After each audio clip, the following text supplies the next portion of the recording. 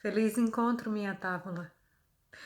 Aqui estamos finalmente para o módulo 3, né, que corresponde exatamente ao terceiro vídeo desse momento de conversação que nós chamamos de a Tríade de Mar. Então, hoje, a nossa conversa, o nosso bate-papo, ele vai estar direcionado exatamente para a questão do feminino. Veja bem, não há como nós tratarmos das questões fundamentais da magia, das questões fundamentais dos elementos e de tudo aquilo que eu quero manifestar através da força do meu coração, através da força da minha mente, se eu prioritariamente não compreendo qual é o meu papel como ser humano, qual é o meu papel como mulher, qual é o meu papel como um ser encarnado, parte desse amplo universo de interações que é a existência. Então, hoje nós vamos falar essencialmente sobre essa questão da feminilidade, do que é ser mulher, do porquê que a espiritualidade feminina ela atualmente não está sendo funcional e não está, né? Porque se por um lado nós temos os grupos que propõem uma prática de retorno à espiritualidade ancestral e um exercício dinâmico da bruxaria, por outro lado, dentro desses mesmos grupos, nós temos reuniões de mulheres que não têm a concepção do amor próprio, a concepção do autorrespeito, a concepção do autocuidado. E uma coisa eu vos digo, é impossível a gente trilhar o caminho da mágica sem termos inicialmente conhecido nem que seja um pouquinho de nós mesmas, né? Então, o módulo 3 ele vai falar sobre essa questão do feminino doente. Hoje a gente vive num mundo onde tem ainda uma polaridade muito marcante. O nosso mundo, independente de onde nós estejamos em termos de vida nesse planeta Terra, ainda tem uma polaridade definida, ainda, né? Tentamos nós conduzir a nossa existência dividindo o mundo das ações em coisas de homem e coisas de mulher, quando na realidade essa polaridade, né, que são as características do essencial sagrado feminino, essas características que são do essencial sagrado masculino, elas deveriam nos complementar, nos aproximar, nos fazer cada vez mais unidos, mas é ao contrário que a gente observa, cada vez mais a gente se separa, né? E cada vez mais, independente do grau de desenvolvimento que haja em diversas culturas, o mundo ele mais ou menos está dividido a meio, né, com essa extrema estratificação de um mundo masculino e de um mundo feminino. Quando uma mulher tem características predominantemente masculinas, ela é muitas vezes julgada, ela é discriminada, ela não é respeitada tanto quanto deveria, ela recebe rótulos, e um homem também, quando tem características essencialmente femininas, também sofre pelos mesmos preconceitos, passa pelas mesmas pressões e é julgado por esse mesmo tribunal arbitrário de moral que é apenas moralista, mas não é verdadeiro, não é justo e muito menos não alcança a essência do nosso coração. Então, eu acredito que nós estamos num momento, nessa era de Aquário, né, onde a gente observa que esse salto quântico existente a nível planetário transformou um bocadinho cada ponto do nosso coração, que nós devemos cultivar a união, nós devemos cultivar o acolhimento e nós devemos compreender os homens assim como os homens deveriam compreender também um pouco mais essa existência feminina, porque as mulheres vivem um momento delicado, né, da sua própria evolução. É quase como se existisse uma espécie de vingança. Ah, mulheres, vocês não batalharam tanto para atingir o estatuto de igualdade de direitos. né, e de igualdade de vida que os homens têm, pois arquem com as consequências. E na realidade não é assim, né? Eu debato muito nos outros grupos, grupos do Sagrado Feminino, grupos de bruxaria natural, que nós temos que acabar com essa visão masculina e essa visão feminina, né, que distribui os mundos de uma forma tão injusta para ambos os lados. E eu acho que nós deveríamos, nessa era de integração que eu falei, nessa era de Aquário, pensar o mundo mais em termos de complementariedade. Não é papel de um, não é papel de outro, mas é função de todos fazer da vida um lugar melhor, né? Então, essa polarização de coisa de mulher e coisa de homem, na realidade é uma estratégia ainda de divisão, é uma estratégia de separação. A gente vê que existem culturas onde essa separação ela é ainda mais acirrada, com os homens ocupando o topo de uma hierarquia de poder, e as mulheres também ainda continuam, né, naquela existência subserviente, naquela existência de complementariedade, naquela existência de subserviência e de injustiça. Então, as coisas não devem ser assim, mas tão extremas. Nós mulheres temos que compreender a função do homem, os homens devem compreender a nossa função enquanto mulheres e não virar contra nós uma espécie de vingança histórico e estrutural. Tipo assim, se as mulheres lutaram para ter igualdade de direitos e serem minimamente, né, competentes de acordo com as regras do mundo masculino, elas que arquem com as consequências. E na realidade, nós que estamos aqui tratando das questões femininas, nós que estamos aqui tratando desse resgate, né, de alma, desse resgate da espiritualidade ancestral, nós também queremos trazer uma noção de que masculino e feminino fazem forças que se complementam, não que se separam.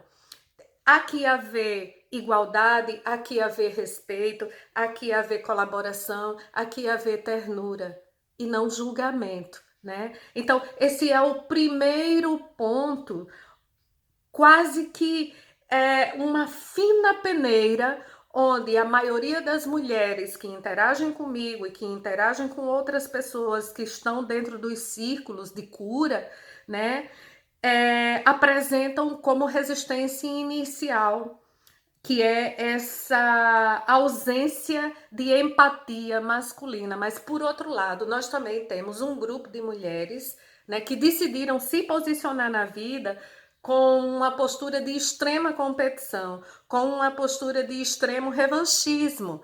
E, na realidade, o lado masculino que segrega, que oprime, né, e que julga as mulheres está errado, e o lado feminino que insiste em competir, igualar e a todo custo subjugar os homens como seres inferiores, como algumas dizem, ou como complementos da vida da mulher, trazendo essa questão da vingança, da devolutiva histórica da inversão de papéis, também não está certo, né? Eu acredito que esse equilíbrio passa inicialmente pela compreensão de que tu, meu homem, precisa de mim, eu, tua mulher, preciso de ti. E essas atribuições da existência em comum passa a ser responsabilidade dos dois, para que o homem não se sinta o supremo administrador, né, de uma rotina a dois, e a mulher não se sinta o tempo todo subjugada a esse papel. A era de Aquário, que trata desse grande salto quântico da existência, fala disso, né? Do agregar ao invés de separar, do unir ao invés de desligar, do compreender ao invés de julgar, né? É um tempo onde todas as pessoas que viraram os seus olhares em direção à luz, estão procurando uma existência plena no sentido de incluir a todos e não de separar ninguém. Mas isso a gente só consegue a partir de um profundo conhecimento a partir de nós próprios, a partir de um conhecimento muito estratégico e muito compreensivo a partir do papel do homem e, por fim, uma compreensão também muito realista daquilo que a gente concebe por humanidade, né? Este é o tal salto quântico, esta é a tão característica da era de Aquário que a gente espera tanto, né? Que não nos torna iguais, mas nos torna semelhantes e empáticos com as nossas diferenças, porque a igualdade, o conceito de igualdade é muito relativo, né? Nós mulheres sabemos que temos características próprias da nossa fisiologia, da nossa evolução, que são completamente distintas das características dos homens. E sabemos que os homens têm outras características que são igualmente evolutivas e igualmente fisiológicas, que os tornam distintos de nós. Mas essas forças se complementam, essas forças, elas se equilibram, essas forças são forças de construção e não forças de competição. E essa era de Aquário convida a esse olhar abrangente, a esse olhar acolhedor, a esse olhar de respeito, né, pelo sagrado masculino e pelo sagrado feminino, em primeiro lugar como seres humanos que somos, e não apenas como machos e fêmeas. Tá aí o segredo, né, desse grande salto quântico que todo trabalhador da luz tem insistido tanto em diversos caminhos espirituais a estarem tratando com as pessoas, certo? Essa segregação que ainda existe no mundo moderno tem levado as mulheres, algumas delas, né, especialmente as mulheres que são muito bem-sucedidas em suas carreiras, a se tornarem extremamente masculinas, a se tornarem extremamente competitivas, a se tornarem extremamente aceleradas e produtivas. Isso é mal, Sandra. Não desde que você tenha consciência de até onde você possa ir e pelo que você está lutando. Porque uma competição generalizada apenas para mostrar que eu, mulher, tenho condições de fazer muito melhor do que um homem, pode te levar a um caminho complicado em termos de tranquilidade energética mesmo, de equilíbrio, sabe? De vibração. Nós hoje temos uma verdadeira epidemia mundial de ansiedade, depressão, transtornos do sono, além de outras perturbações mentais que são diagnosticadas em diversos consultórios médicos encarregados de analisar as questões mentais, né? E nós sabemos que o que separa o mental do espiritual muitas vezes é uma linha muito tênue. Ou seja, existem coisas que eu não posso atribuir somente ao mental, e existem coisas que eu não posso atribuir somente ao espiritual. Às vezes somos nós, com a nossa forma de interpretar a vida, com a nossa forma de analisar o nosso entorno, de julgar as pessoas que estão perto de nós, que traz a maior parte das dificuldades e nos coloca numa situação de incompatibilidade que nos impede de crescer, que nos impede de evoluir, que nos impede de nos aproximarmos e de ter uma existência pacífica com outras pessoas, né? Então, eu convido todas estas pessoas que estão buscando um caminho de evolução própria, né, a fazerem um verdadeiro escrutínio, ou seja, pegar a pá, a vassoura, o pano e o detergente e fazer uma verdadeira higiene nessa mente. Até onde é responsabilidade minha? Até onde eu permito que as minhas concepções a respeito da existência, a respeito do mundo, interfiram, né, no meu posicionamento enquanto ser humano perante as outras mulheres e perante os homens. Sim, porque as mulheres, nesse novo modo de proceder, tornaram-se extremamente cruéis com as outras mulheres. Na realidade, a gente já observa esse comportamento desde que o clero, né, patriarcal, especialmente o clero cristão, começou a disseminar, né, a crença, porque isso é uma crença, de que nós não somos confiáveis umas para as outras, né? Que nós competimos e que nós somos falsas e que nós somos extremamente cruéis com as outras e que responsabilizamos as outras mulheres por toda e qualquer situação transtornada que acontece em nossas vidas.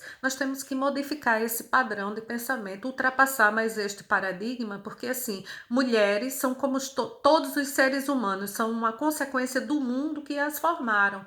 Cada mulher lê o mundo de acordo com o aparato, né, psicológico que foi dado para ela ao longo de anos. As mulheres, assim como os homens, são o resultado de crenças. E as crenças nós podemos mudar. Nós podemos estudar, nós podemos refletir, nós podemos fazer a tal análise mental, o mergulho para dentro, o mergulho para si mesma, para, de repente, fazer uma análise de até onde eu sou responsável por aquilo que me deixa numa situação desconfortável no mundo. Né? Então, várias pessoas encarregadas de grupos do Sagrado Feminino e também mulheres que tratam especificamente de conduzir outras mulheres para o caminho espiritual da velha arte, que algumas pessoas chamam, né, de bruxaria, também não tenho nada contra esse termo, já repeti isso em todos os vídeos, né?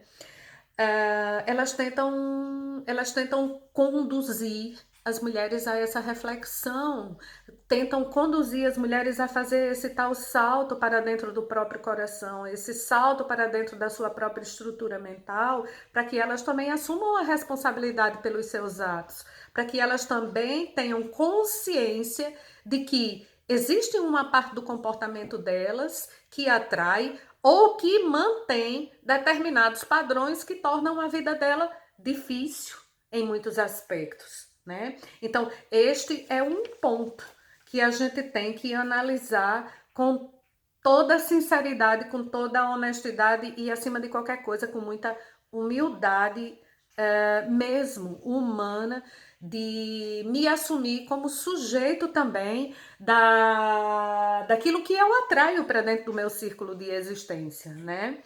Então, nós hoje temos, como eu falei anteriormente, grupos cheios de mulheres que procuram uma cura existencial através da prática, né, da magia, especialmente da bruxaria, que é a palavra mais famosa, mas elas ainda não iniciaram essa autoanálise, né, que é uma coisa que há milênios se pede a todo ser humano, e eu peço especialmente às mulheres que me acompanham. Era aquilo que já dizia o velho filósofo Sócrates: homem, conhece a ti mesmo, analisa-te, né? Porque só a partir do momento que eu tenho condições de analisar de uma forma consciente aquilo que se passa na minha mente, aquilo que eu entendo, né, como crença, aquilo que eu entendo como conceito de amor ou de auto-amor, é que eu vou conseguir me posicionar de uma forma cada vez mais consciente e que me traga menos consequência, porque toda ação gera consequência, toda ação traz resultados. Então, se eu quero bons resultados, por onde é que eu devo começar? Eu devo começar por mim. Eu devo começar mudando as minhas crenças, mudando a minha estrutura mental e tratando, né, de fazer uma análise muito sincera e muito realista daquilo que eu considero como crenças que guiam a minha vida neste mundo, né? E essas questões, elas são muito delicadas para as mulheres, porque, como eu já disse, existem peculiaridades que marcam o universo feminino. E uma dessas peculiaridades mais contrastantes, mais pesadas e que merecem uma análise muito, mas muito realista, né? E muito humilde é a questão emocional. As mulheres ainda são muito frágeis do ponto de vista emocional. E essa fragilidade tem a ver com muitos fatores. Tem o peso histórico, tem as questões familiares em torno disso, e tem a forma como essa mulher cresceu, o que foi ensinado para ela, né? Porque se essa mulher, ela vem de um ambiente familiar onde ela não foi estimulada a ter orgulho das suas próprias ações, a se valorizar como ser humano, ela vai tender a querer buscar essa referência fora dela. E uma coisa que o amadurecimento e o conhecimento nos ensina é que os principais valores de referência que eu tenho que ter em relação à vida, eles têm que partir da minha própria capacidade mental, né?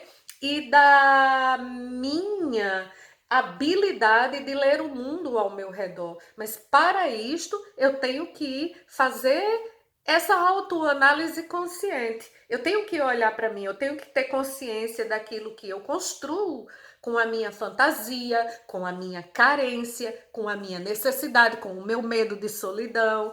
Nós temos mulheres extremamente doentes pelo simples fato de não conseguirem ficar sozinhas. É culpa delas? Não, não é culpa delas. É culpa de todo um passado, né, familiar que ensinou para ela a buscar valores fora de si, ensinou para elas que elas têm que validar quem elas são a partir do momento em que elas conseguem um companheiro, a partir do momento em que elas têm a habilidade de seduzir homens, né? E nós temos mulheres muito doentes por isso. Como eu não consigo, muitas vezes, ser bem-sucedida no campo emocional, no campo sentimental, especialmente em relação às questões de intimidade, de trazer outra pessoa para a minha vida, eu acho que eu não tenho tanto valor assim, eu acho que eu não sou bonita, eu acho que eu não sou interessante, eu acho que eu não sou uma pessoa legal, e é aí que começa todo o degredo. É aí que começa toda a destruição feminina, né? Porque as mulheres têm que aprender a ficar consigo próprias para não ficar com qualquer pessoa.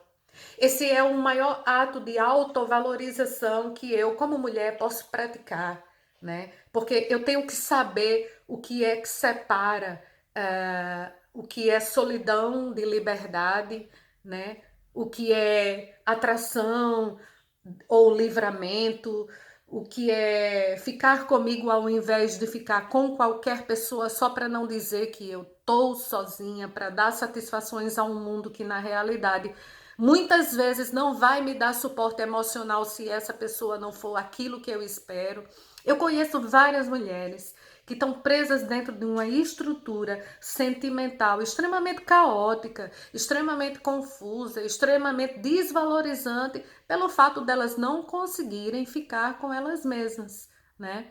E uma pessoa, independente de ser homem ou mulher, mas eu trago muito essa questão para o universo feminino, porque é típico de nós, precisa aprender a ficar consigo, precisa sentir orgulho naquilo que é, precisa se perdoar por um passado todo que carrega atrás de si, porque a gente não tinha no passado a estrutura mental que tem agora. Então, nós precisamos ter a coragem, né? E ter a sensibilidade de olhar para nós mesmos assim, para nossa carinha e dizer: eu compreendo. Fizeste o que fizeste porque tu naquela época não tinha como pensar diferente, mas agora tens. Então, como tens, perdoa-te.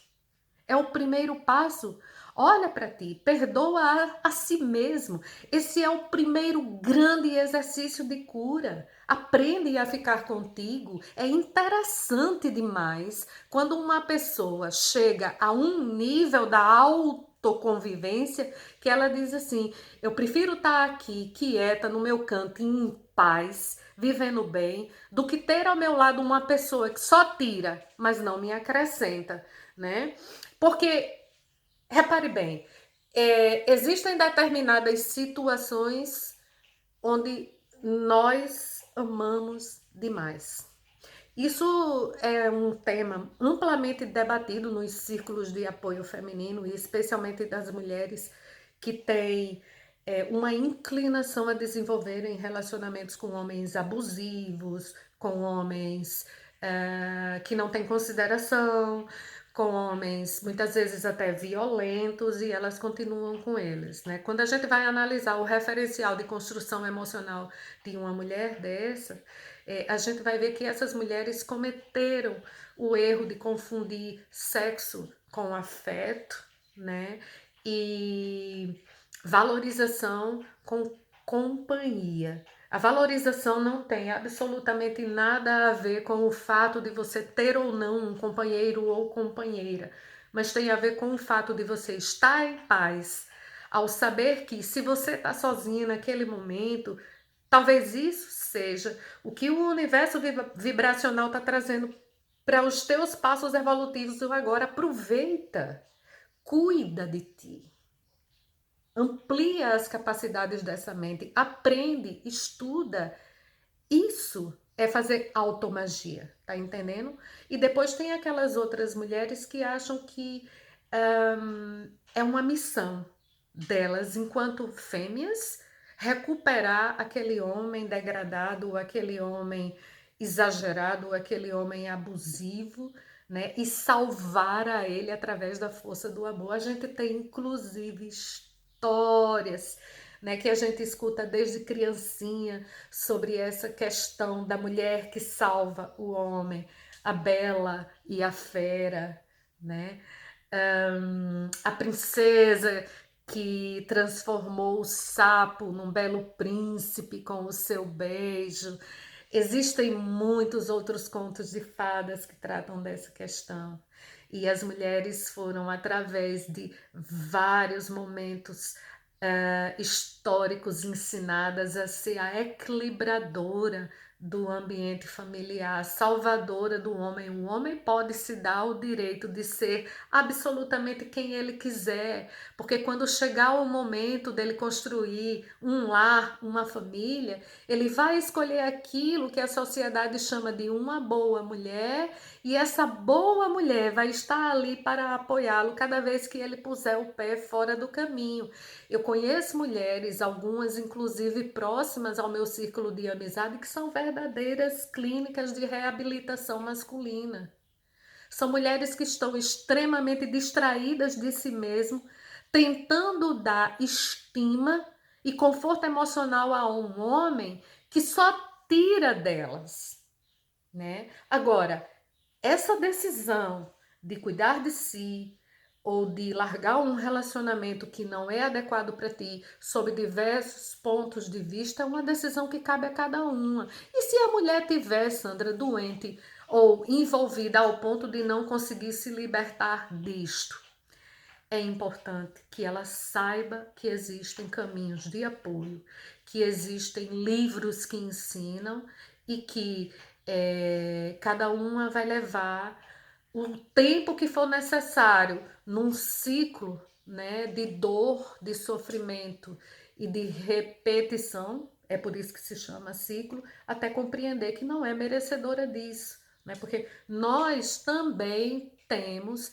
a nossa missão enquanto seres humanos de recuperar a nós, de impulsionar a nós, de cuidar da nossa saúde mental, do nosso equilíbrio físico.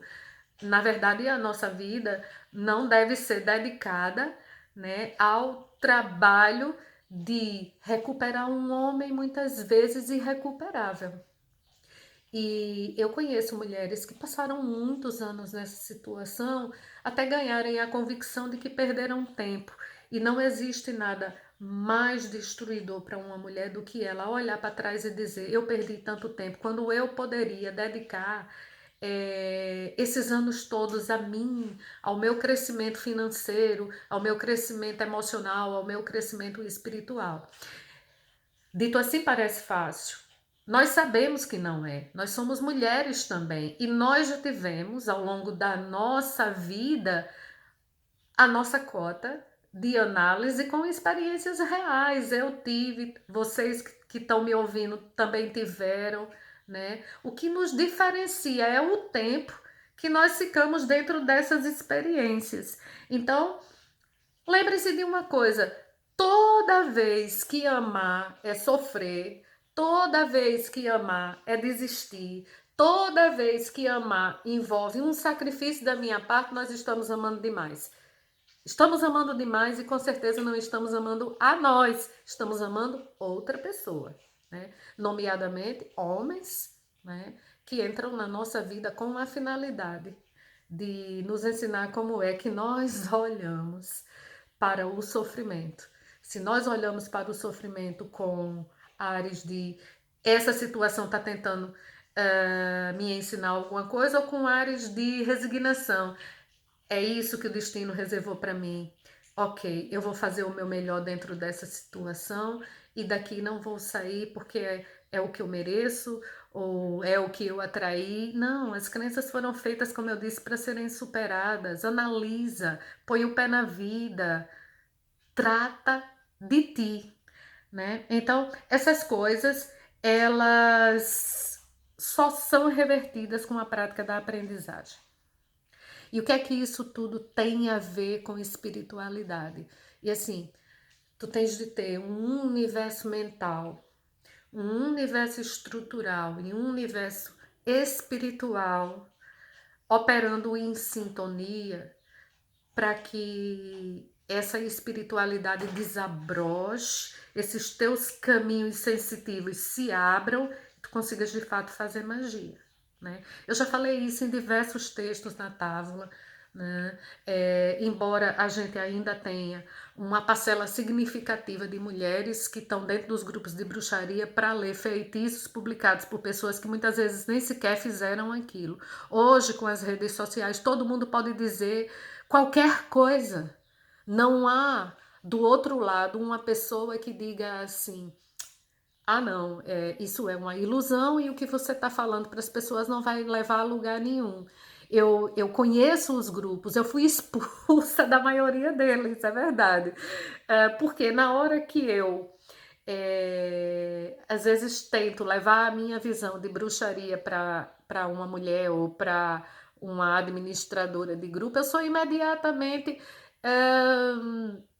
rechaçada, eu sou combatida, né? Eu hoje devo ter participação em 2, 3 grupos que aceitam as minhas publicações, o resto dos grupos me puseram para fora, mas eu peço a vocês que analisem. Parece um vírus, né? Existe uma pessoa que diz eu sou bruxa de não sei o que, ou eu sou uma sacerdotisa da velha arte, ou eu sou isso, eu sou aquilo, eu sou uma maga, nananã, eu faço bruxaria do caos. Outro dia eu encontrei uma menina que dizia: pode me consultar pelo meu WhatsApp, as minhas consultas, elas são acessíveis, eu faço bruxaria do caos. E eu me lembrei imediatamente de onde aquela pessoa tirou essa fantasia, né? Nós temos séries televisivas que falam o tempo todo de bruxaria do caos, e o conceito de bruxaria do caos é um conceito muito delicado, muito refinado, é alta magia.